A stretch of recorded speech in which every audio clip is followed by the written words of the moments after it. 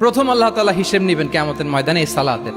আউয়ালু মা ইউহাসাবু বিহিল আবদু ইয়াউমাল কিয়ামাতি আস-সালাহ। সর্বপ্রথম আল্লাহ তাআলা এই সালাতের হিসাব নেবেন। এই সালাতের হিসাব যদি আমরা সুন্দর করে দিতে পারি, সব সুন্দর হয়ে যাবে।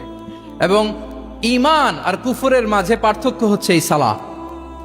আওয়াজ করে বলুন, ঈমান আর কুফরের মাঝে পার্থক্য কি? এটাতে কোনো ছাড় নাই, কম্পালসারি।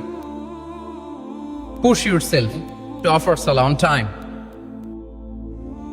এটাই আমাদের আইডেন্টিটি। মুসলিম আইডেন্টিটির প্রথম কথা হচ্ছে সালাত। যার সালাত নাই তার ঈমান নাই। আওয়াজ করে বলেন, যার সালাত নাই তার কি নাই?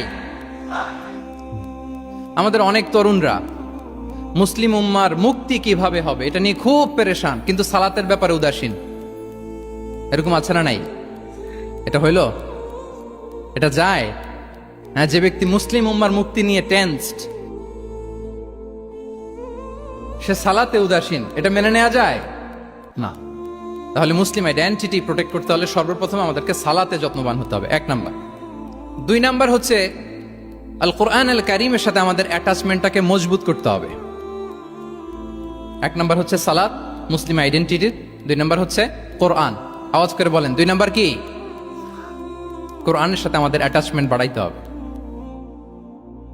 অনেকের কোরআনের ইন ডেপথ নলেজ অনেক ভালো, কোরআনের রিফ্লেকশন গুলো খুব ভালো জানে, কিন্তু কোরআন তেলাওয়াতের বেহাল দশা। এরকম আছে না?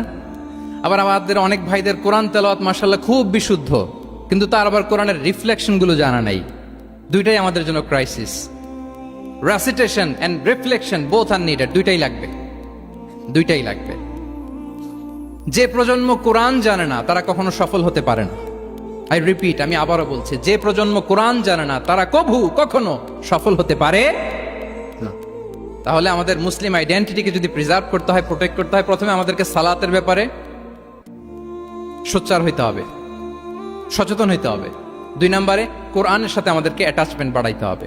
কোরআন যেমনি বিশুদ্ধভাবে আমার আবৃত্তি করতে, তেলাওয়াত করতে জানতে হবে, আবার কোরআনের রিফ্লেকশনগুলো, কোরআনের শিক্ষাগুলো আমাদেরকে জানতে হবে।